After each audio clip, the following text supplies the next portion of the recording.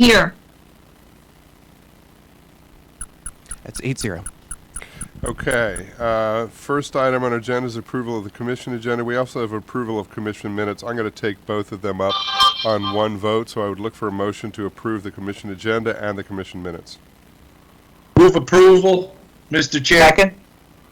I've got a motion by Commissioner Giraldo. I didn't see who did the second or here. I'll Commissioner say. Bailey. I'm sorry. Vice Was it Chair Bailey? Bailey. Okay. So we have a motion by Commissioner Giraldo, a second by Commissioner Bailey, to approve both the commission agenda and the commission minutes. Any discussion on the motions? Seeing none, Mr. Davey, if you could call the roll, please. Chair Shapiro. I vote aye. Commissioner Bailey. I can't hear. Yes. There we go. Aye. Commissioner Dorner. Aye. Commissioner Giraldo. I'll vote aye. Vice Chair Harris. Aye. Commissioner Bartley. Commissioner Hedrick.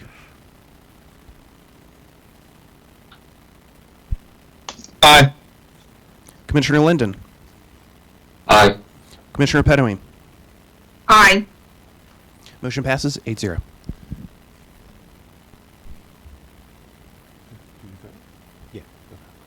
Okay, thank you. 8-0. Next, under general announcements, before I turn to Vice Chair Harris, there's one that I want to highlight, which is the Hispanic Heritage Month, and specifically, I was able to attend the Hispanic Heritage Festival just this past weekend in Prince George's. So just a special shout out to the team for an incredibly well organized event.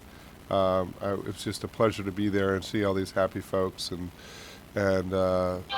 full of kids and good energy, and I just couldn't be more pleased with the work that's gone on. I believe it was the 40th year of that festival, so and I don't mean to just shout out on the Prince George's side and on the Montgomery side, but that was just my own personal experience.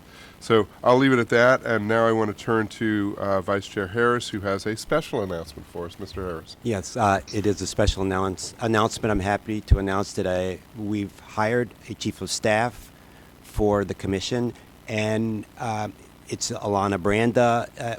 We've sent out an announcement. Many of you may have received it, but I'd like to put a face to the announcement, and Alana's online now, and I'd like her to just introduce herself and just say a minute about herself, and I'm looking forward for all of you to get to meet her over the coming months. Thank you.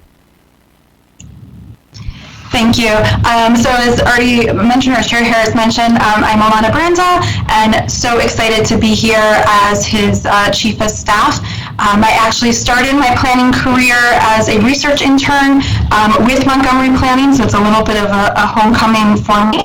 And in the intervening years, I worked for various nonprofits in DC and Montgomery County doing affordable housing, arts uses, economic development. And then the last 5 years, I've been with the county serving as the Deputy Chief for Services to End and Prevent Homelessness. I'm a resident of Montgomery County and really excited to be working, continuing to work in my county and helping us support growth and development in our park system, and looking forward to working with all of you in Montgomery and Prince George's County.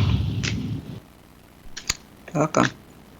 Thank you. Well done and welcome. Very much looking forward to working with you. Thank you, Vice Chair Harris. Let's move on to item 4 on our agenda. This is for information only. There's the committee minutes and board reports. This is the Employees Retirement Association Board of Trustees regular meeting. The minutes are in our packet, but that is for information only, so there's no action item related to this. That's correct? Okay. So unless there's any questions about that, we'll move on to item number 5, or items under item 5. These are our action and presentation items. First is Resolution 2317, updated and amended MNC PPC investment policy. Mr. Cohen, you want to take that away? This is an action item. That's correct. Thank you, Chair Shapiro, Chair Harris, members of the Commission. The resolution before you this morning is an update to the Commission's investment policy.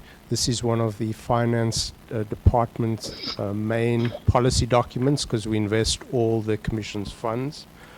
The policy was updated quite thoroughly last year in 2022, and this update is really because of a change that happened at the Commission, which was we did away with the Executive Committee, and Section 13, the reporting section, referenced that Executive Committee.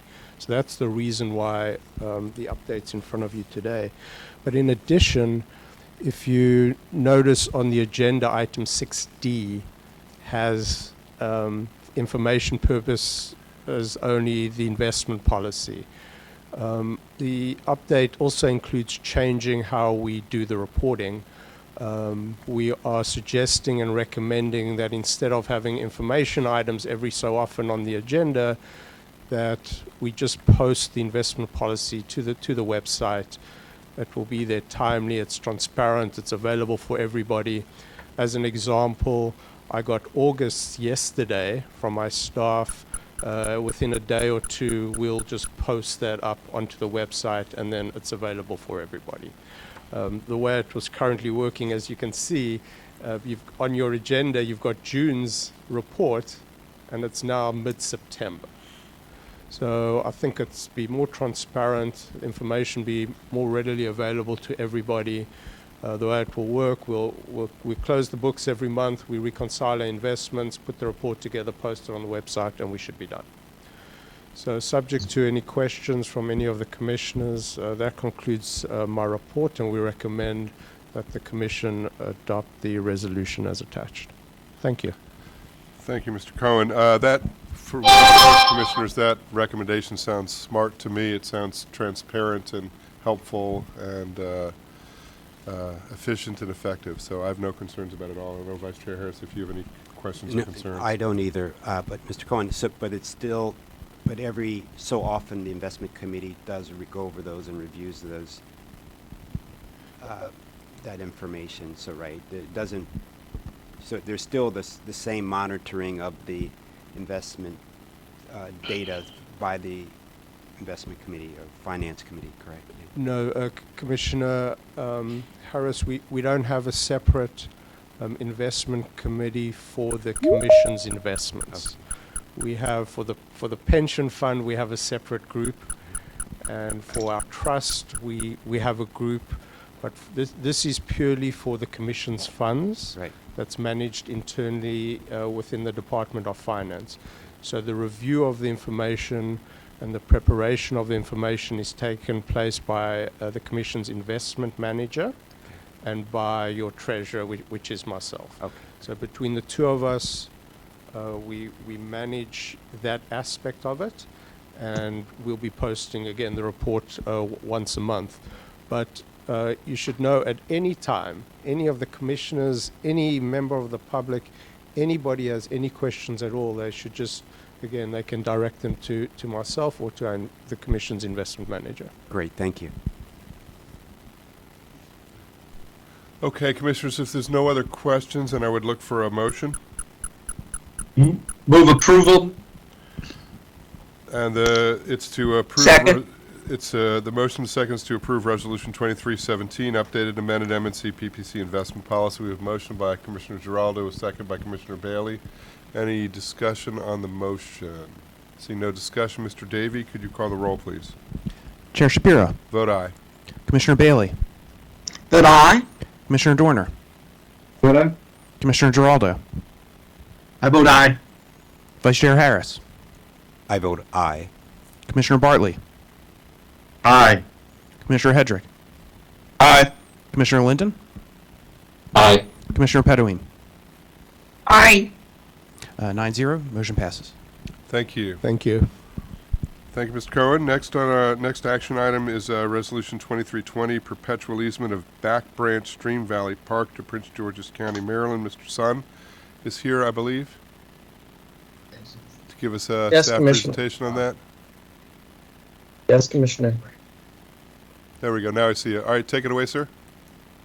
I don't have a presentation other than what was previously approved. Unless there's any questions, I'm available to answer them. Okay. All right. So we have the information on backup. I believe this is safe to say this is not a controversial item, but we're required that the full commission takes this action. Commissioners, any questions for Mr. Sun? No. If there's no questions, then I would look for a motion. Move approval, Mr. Chair. Seconded. We've got a motion by Commissioner Geraldo. Who did the second? Hedrick. Commissioner Hedrick. Thank you, Commissioner Hedrick, for the second, and this is on Resolution 2320, perpetual easement of Back Branch Stream Valley Park to Prince George's County, Maryland. Any discussion on the motion? Seeing none, Mr. Davy, could you call the roll, please? Chair Shapiro, Vote aye. Commissioner Bailey, Vote aye. Commissioner Dorner, Vote aye. Commissioner Geraldo, I vote aye. Vice Chair Harris, Aye. Commissioner Bartley, Aye. Commissioner Hedrick, Aye. Commissioner Linden, Aye. Commissioner Pettaween, Aye. 9-0, motion passes. Thank you, sir. The motion passes Thank 9-0. you. Next item on our agenda is the Central Administrative Services cost allocation. We have Katie Knappe is going to give the presentation on that, I believe. Yep, there we go. We see you. The floor is Good morning, yours. Robert. Take it away. Good morning, everyone. I'm Katie Knappe, Acting Corporate Budget Director. I'm here to request your approval of the FY25 Central Administrative Services by County Departments allocation. This is just strictly to determine what percentage of each county's administration fund will fund these budgets for FY25. The presentation, but I'm happy to take any questions. All right, and we have, so there's a number of new folks, and I'm new-ish. So it might be helpful just for a minute to sort of lay out historically what this process is like. I don't know, commissioners, if that would be helpful, but just like even just a minute of education for us around this. Absolutely. So we have several by-county departments, which means that their functions support the entire agency. When we build this allocation, and actually these budgets are funded by each county's administration fund. So we take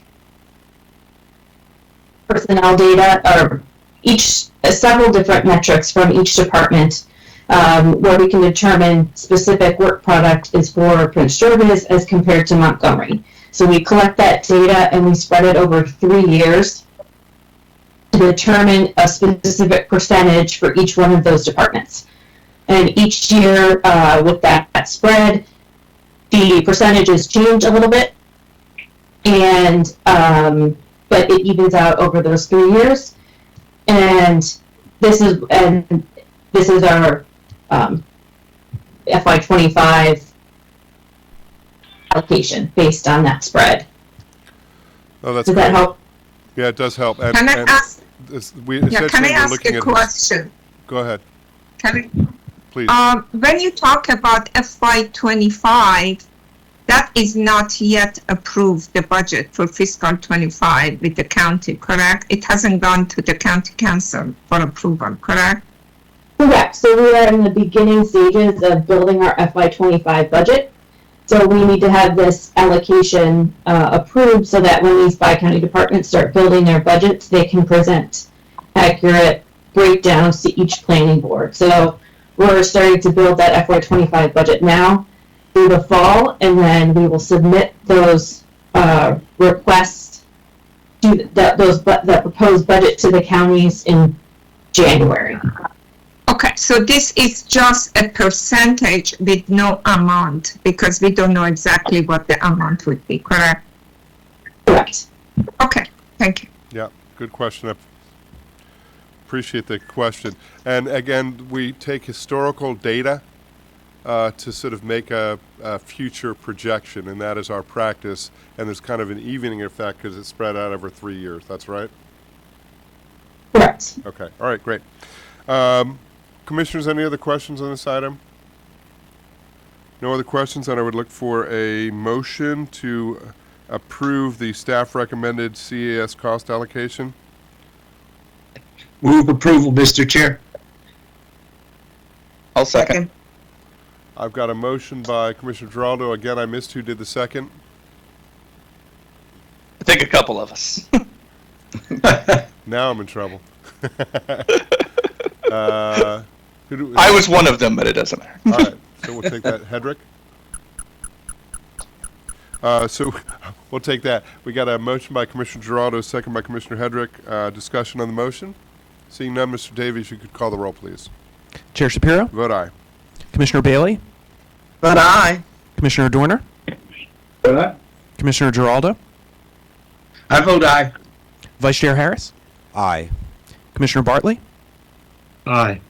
Commissioner Hedrick, Aye. Commissioner Linden, Aye. Commissioner Pettaween. Aye. 9-0, the motion passes. Thank you. Final item, final action item is Resolution 2319, leave carryover recommendation. We have Ms. Harvin, Mr. Beckham. Ms. Harvin is in the room with us. Good to see you. You have a microphone?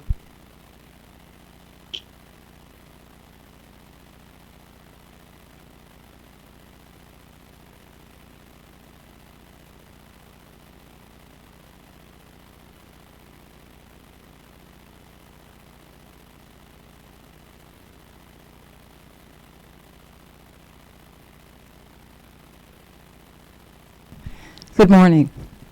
Tracy Harvin, Corporate Policy and Management Operations Director, for the record. I am before you to ask you to approve a temporary increase in the number of annual or generic leave hours employees can carry over to 2024. Okay. Under the current provisions of the merit rules, the number of hours that an employee may carry over is limited, and the limits are based on the hire date with the agency. So these limits range from 440 hours down to 240 hours.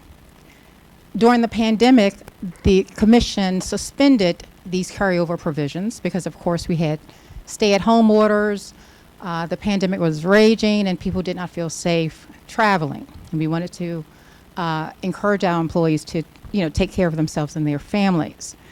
And in the wake of the pandemic, we experienced severe recruiting challenges, staffing challenges. So the agency extended the suspension of the carryover limitations. Unfortunately, those staffing challenges and recruitment challenges persist.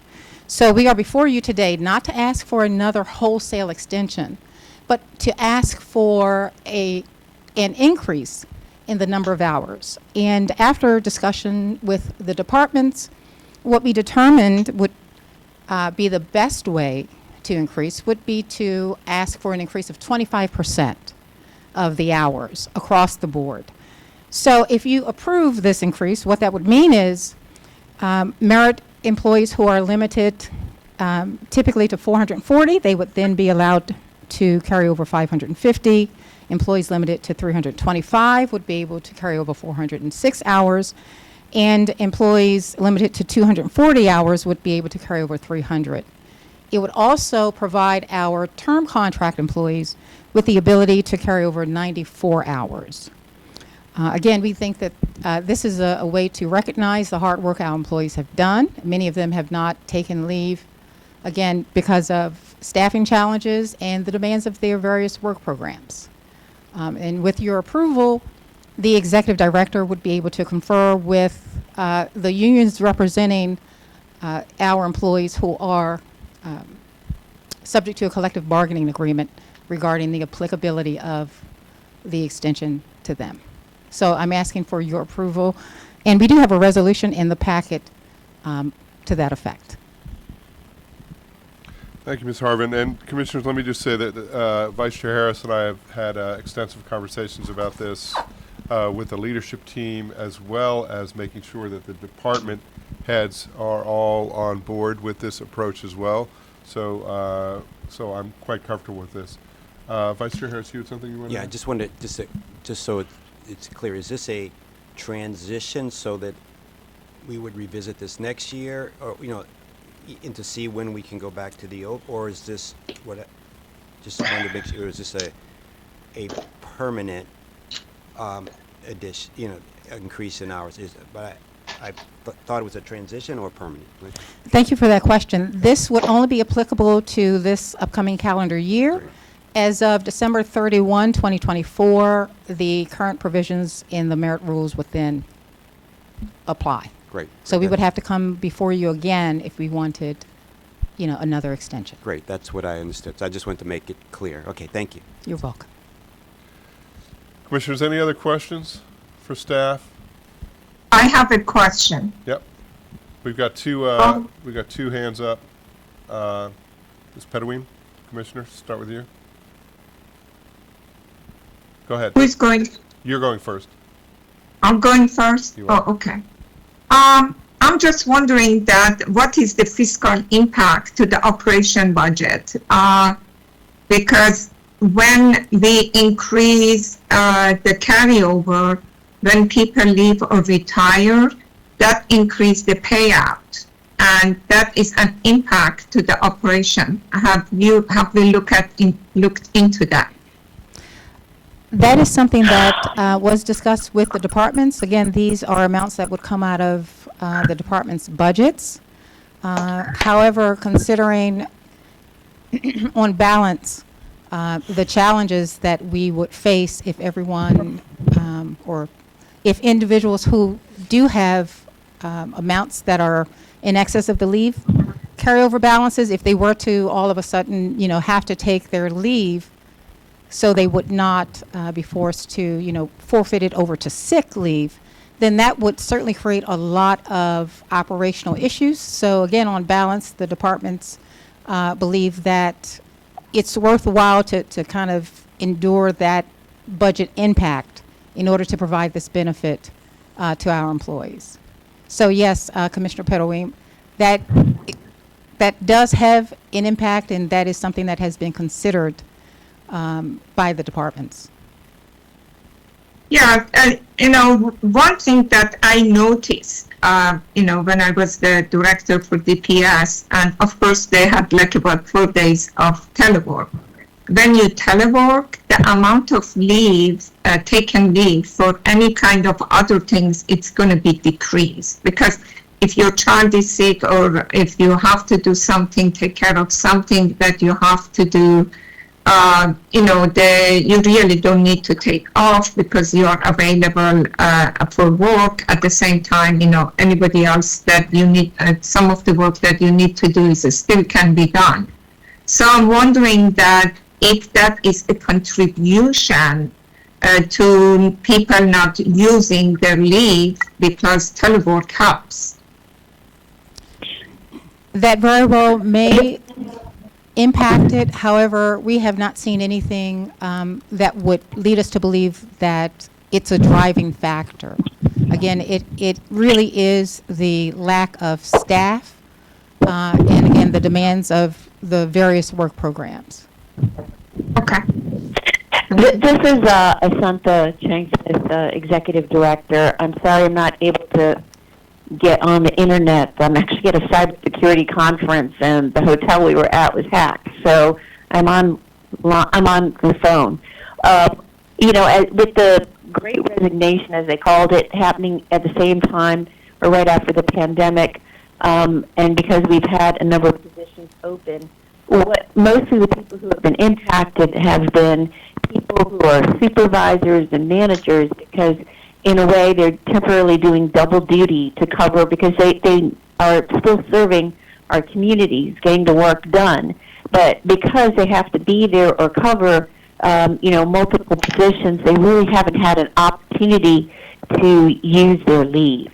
And that is the main contributor to this issue. And we talked to the department heads, and they had brought this to our attention and asked us and requested us to allow the leave balance to be, to continue on for another year. And as things are opening up, and we have a vaccination for COVID and all, people are able now to take more leave. We have not, as Ms. Harvin indicated, we have not seen people kind of doing double duty at home, taking care of a sick person or so. That hasn't really been a significant factor in why we're asking for this, according to the department. Thank you for that, Ms. Changsmith. Thank you. Mr. Bartley, your hand up as well?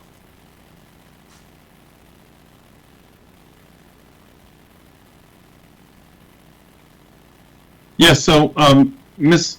Pedoween had the same question that I had with regards to a budget impact and a budget study and where the extra funds were going to come from with regards to providing this extra accrual of time. I'm concerned about the extra accrual of time, not having the full budget numbers in front of me. And so without having that information, you know, I don't feel that I can best assess it. Thanks. Okay, thank you. Yeah, so... could I address, it's Asantha again, could I address that? What? Go ahead. Okay, all right, so in discussion with the departments, first of all, we can't ask people when they're going to retire if and when within this calendar year, this upcoming calendar year. So, you know, it is very difficult to say, well, I mean, unless we have we have this huge, massive retirement all at once, the effects on the budget are not going to impact operations. And again, we discussed this with the department heads. Because of the, I guess, lapse in salary, because we have, you know, been trying to hire and people, you know, have left, we do have the salary lapse that the departments feel will cover any kind of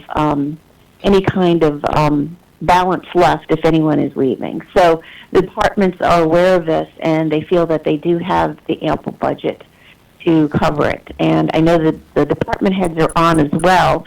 If any of them feel otherwise, you know, I would ask them to indicate. But, you know, we've had this discussion with them over the past couple months, and they and their, you know, budget folks are confident that they have the funding to cover any kind of additional increase without it impacting any of the operational budgets.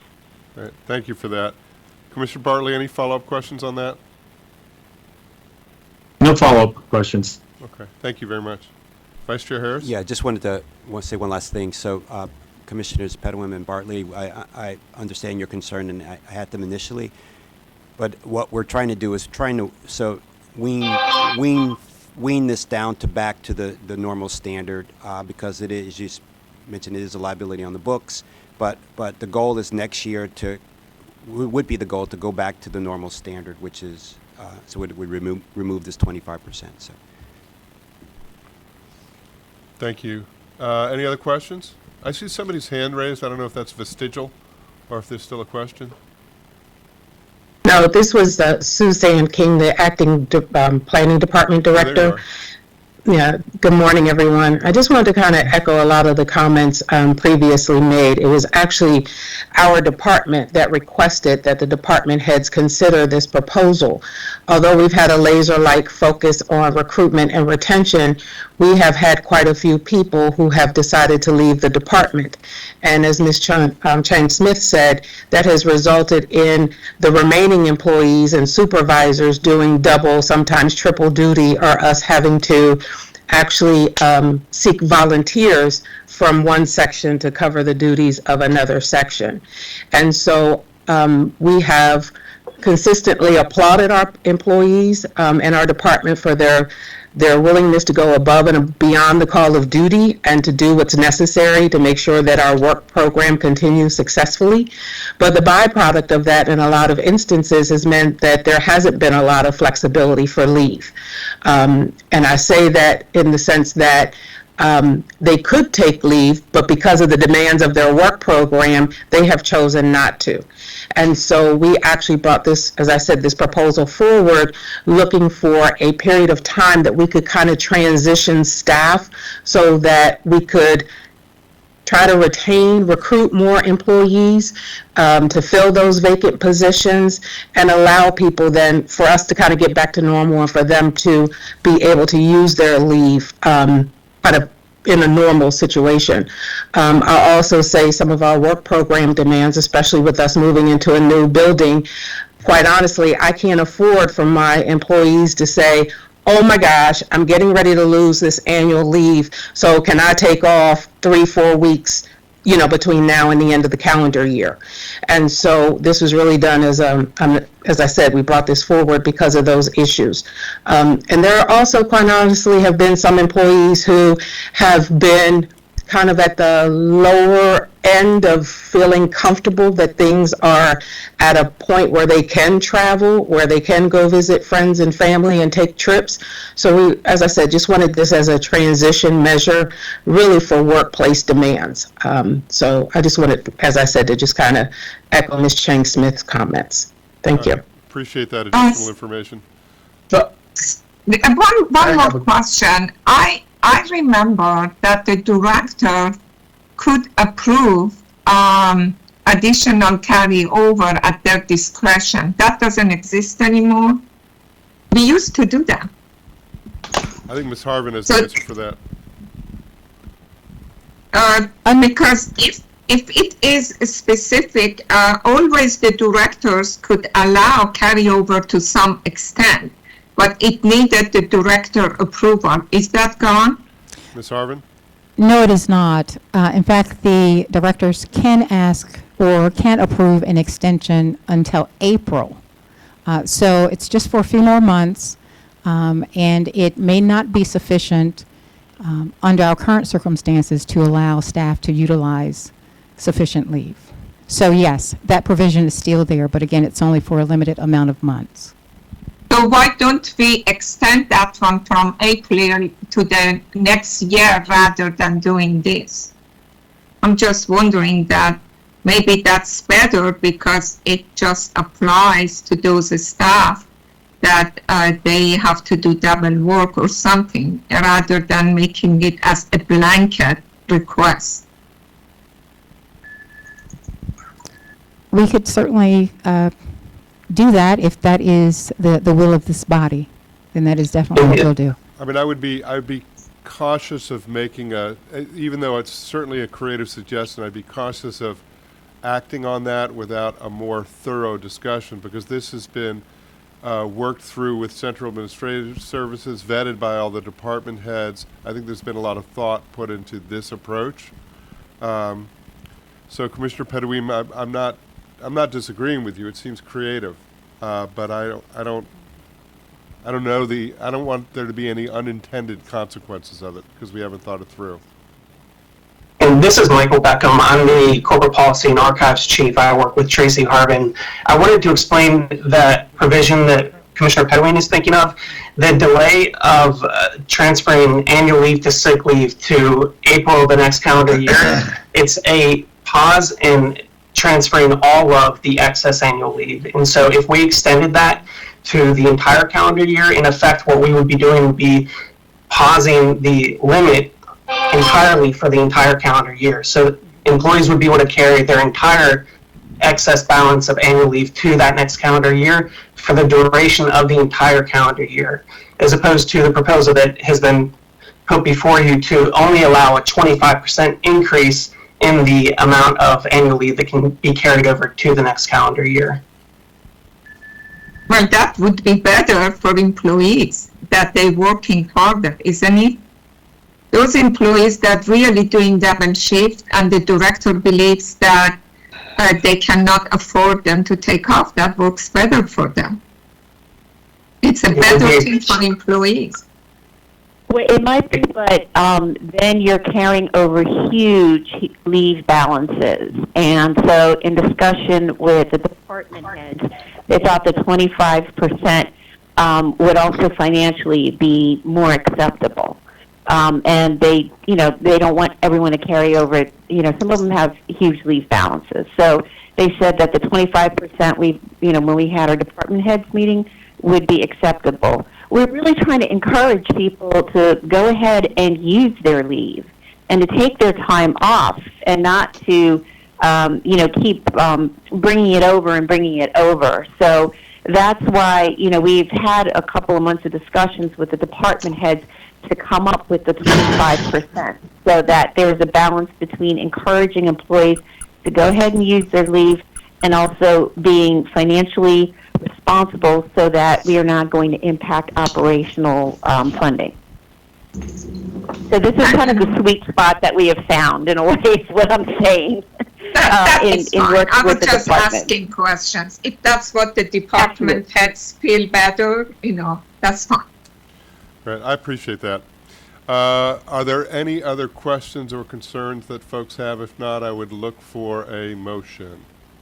I had my hand up, Commissioner. I'm sorry, Commissioner Giraldo, Chair take it away. Shapiro. Yep. Yeah, I just wanted to say that I think I read through the resolution. I think it's been properly vetted, and the department heads have discussed it. So I'm in favor of it. I think we went through a lot of issues with COVID, and I know especially on the Prince George's County side that there's a severe shortage of personnel, and given our upcoming move to the new building, I would hate to see people having to take vacation for fear of losing it. So I support it fully. No, I appreciate that. And I also appreciate the robust discussion. It's always helpful.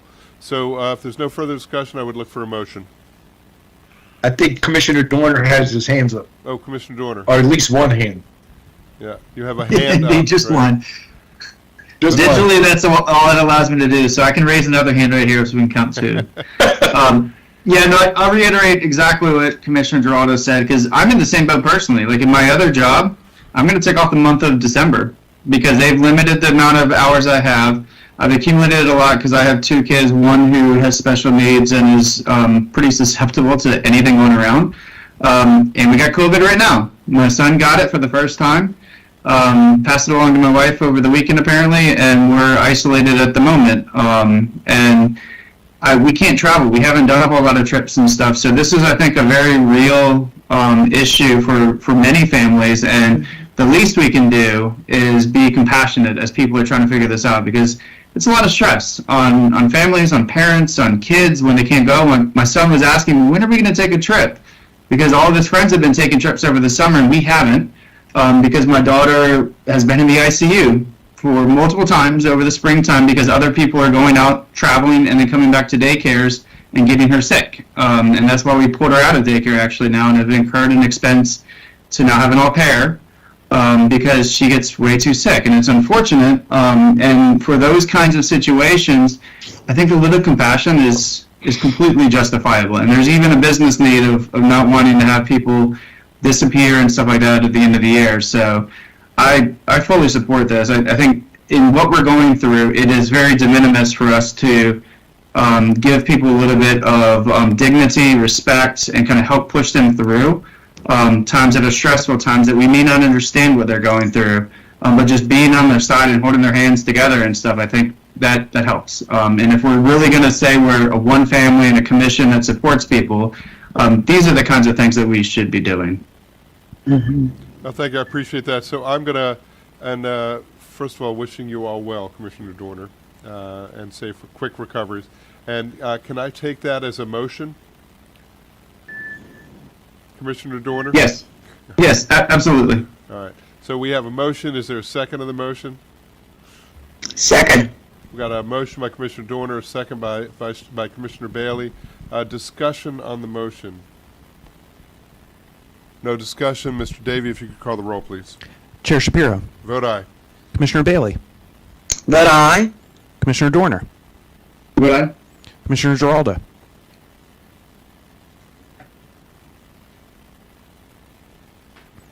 We didn't hear the aye vote, Commissioner Giraldo. I vote aye. There we go. Thank you. Vice Chair Harris. Aye. Commissioner Bartley. Here's my hand. Two hands. Abstain. Commissioner Hedrick. Aye. Commissioner Linden. Aye. Commissioner Pedoin. Aye. Motion passes. 8 in favor, 1 abstain. Thank you, and thanks everybody for the robust conversation as always. Helpful and interesting. All right, next we go to officers' reports. These are for information only, but let me go through with the officers. We'll start with our executive director. Ms. Chang-Smith, do you have a report for us or somebody from your team, or is this just information only? It's just information only. And I think, Ms. Harvin, was there one of the attachments in the MSD report, I think, was edited? Is that correct? Yes. We realized once we sent it out that there was a simple error that was made in the report. And let me just point that out to you. If you take a look at attachment G, and attachment G basically sets forth the percentage of participation by dollar amount. And in the report, we listed that the participation of MFDs is 10.2% in amounts over $250,000. That is actually incorrect. Our participation is actually 28.5% in procurements over $250,000. So it was an error, and luckily the correction is in our favor. So I just wanted to point that out to you. Thank you for that clarification, correction. Anything else, Ms. Chang-Smith? No, that's it. And again, it's just for information only. Okay, Commissioners, if there's no questions or reactions to the Executive Director's reports, we have Mr. Cohen. Anything for you? Nope, information only. Ms. Borden, General Counsel? Okay, information only as well. Commissioners, any questions on these on the officers' reports for us? Vice Chair Harris? Yeah, I just have one question, Mr. Cohen, on the investment report. It talked about $668,000 in cash in as of June 2023. I just, out of curiosity, is that a target? You know, 600,000 in cash. Is that like a target level? That's a good. It goes. It seems like it goes from 5 to 6 or something, and it's. I don't know what page it was, but I'm just out of curiosity. Is that what you try to keep in the bank? That amount or something? Chair Harris, I think there was a chart that just showed cash, over the past few years or something. Yeah, so in terms of the 600s or 700s, those are in the millions. Oh, millions. I'm sorry, millions. Yeah, and those, I mean, that's the entire portfolio. Okay.